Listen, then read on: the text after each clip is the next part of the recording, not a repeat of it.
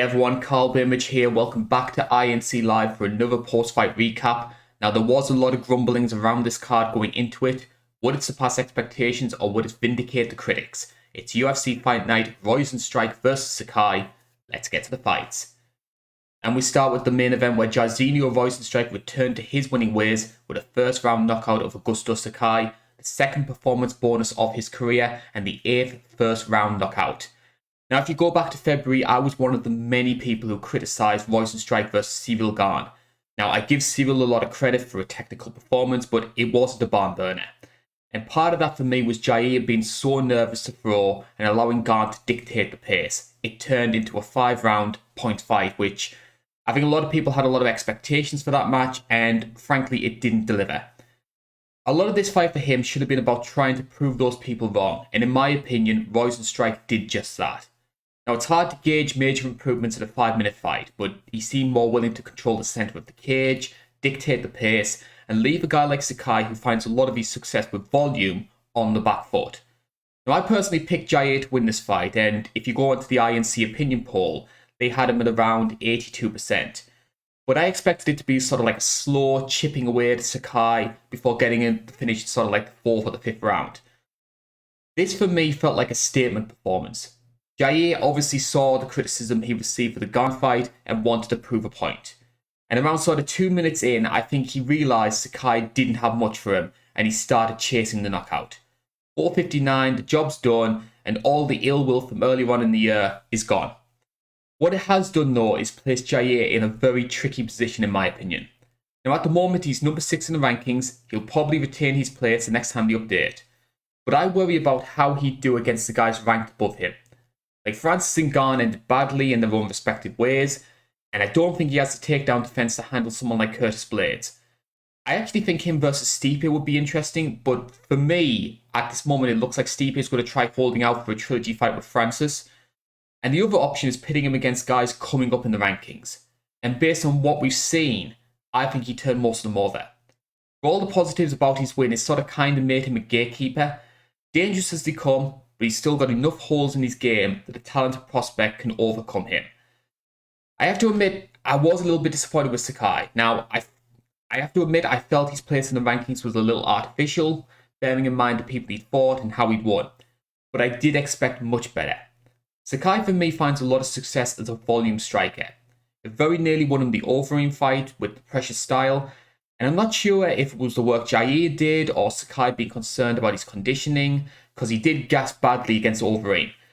But the pressure striking seemed non-existent this time round. I'm going to lean towards the former and say Sakai was just fighting the better guy. And no shame on that, but there's little to make me think that Augusto is going to be a major player in heavyweight. It does happen a lot, I feel, in this weight class. You sort of throw these limited, unbeaten guys into main events, and more often than not, they falter. Like, I think a couple of years ago when he put Tai Tuivasa up against JDS, he was like unbeaten, he was fighting in Australia, they thought, let's just take a chance on this big, popular guy, and he got outclassed in that fight. Now, I know heavyweight has a small amount of elite fighters, but rushing them to the top doesn't help. And the fear I have is, obviously, we tried with Sakai, that's failed. He's going to go on the back burner for a bit.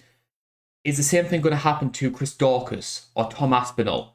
Because I can certainly see those guys being rushed into the big matches against the Rozenstruiks of the world. And at this moment in time, I don't think it's going to end well for them. If you wanted too long, didn't read about this whole thing, Rozenstruik made a much needed statement, and a huge congratulations to him. A lot of question marks about how good Sakai actually is now these days. But the main event certainly surpassed my expectations. I didn't think this was going to be a barn burner classic. First round knockout, I can't complain. The main event, however, isn't the one people are talking about though. Now, I mentioned a couple of weeks ago, one of the things we've missed in 2021 has been that major fight of the year contender. Yes, we've had the likes of sort of like Davis versus Mason Jones, Reyes versus Yuri, but nothing that had that sort of wow factor. Santiago Ponzinibbio and Miguel Baeza is our first true fight of the year. Now, normally when I do the which fight are you looking forward to poll, I usually shortlist the highest profile matches. This one though stood out for me as something potentially great. I love the work Baeza did with the calf kicks, and there were a couple of times you saw Ponzi buckle and you thought the ending was just a few strikes away. Ponzi, to his credit, he made some great tactical changes. He fought a much heavier pressure game to neutralise the leg kicks, caused some trouble on the inside, and the result, in my opinion, was deserved. I scored 29-28 for Ponzi as well. Fantastic matchup. I don't think Ponzi's the same fighter we saw face Neil Magny sort of 2017, 2018, but he's still worth factoring around that sort of lower top 15. I'd love to see him against Michel Pereira, Nico Price, Jeff Neal, Randy Brown, that sort of ilk of fighter. Dare I say him versus Hamzat? And while it's not good for Baeza to lose that 0, because we know the marketing opportunities that come with being an unbeaten fighter, his stock hasn't lowered with this performance, which for me is the biggest tell when a fight's worthy of these sort of fight of the year considerations. In terms of the rest of the card, I have to say well done to Marcin Tybura. He's now gone 5 in a row, beat Walt Harris. But for me, I feel it sort of highlights more than anything the holes in Walt's game. He always starts strong. He causes his opponents problems with those big, heavy flurries. But if he can't put them away early, or his opponent takes him down, it's game over. And he's in a dangerous position as well. 3 losses in a row, 3 knockouts. I think he's 36, 37 years old now. There's going to be a lot of pressure on him going into his next fight.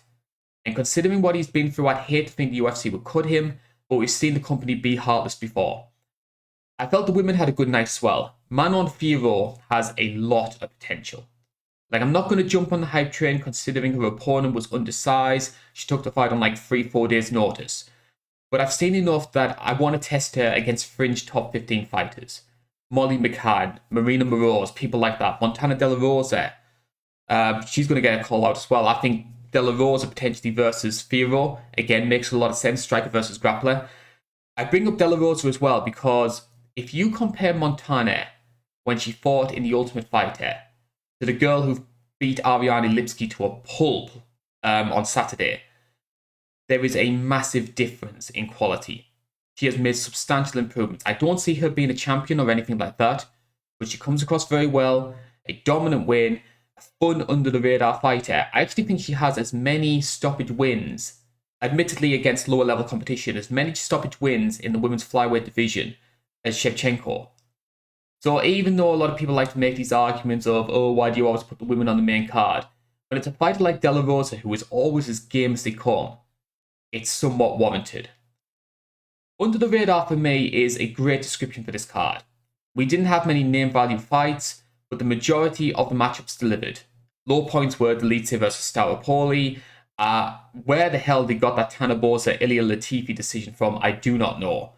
But the card needed a big high-profile main event to capture the everyday fans. If we had, say, Sandhagen versus Dillashaw, for example, main eventing, and this is the undercard, I don't think it would have come for as much criticism as what it did. But that's a recap done for this week. I hope you enjoyed it. Please like, share, subscribe, ring the bell so you never miss a video. It all helps the algorithm. The UFC 263 preview show is online now. And also please check out our interview with Invicta's Gillian DeCourcy on the link on the right. She's going to be back in action this Friday with the Phoenix Rising series. It was great speaking to her. Talked about some of her prospects for the future, what she thinks of women's MMA at the moment. I'm hoping to do more interviews as well in the future. That's the blog done. This is the INC. Thank you for watching. Enjoy your week.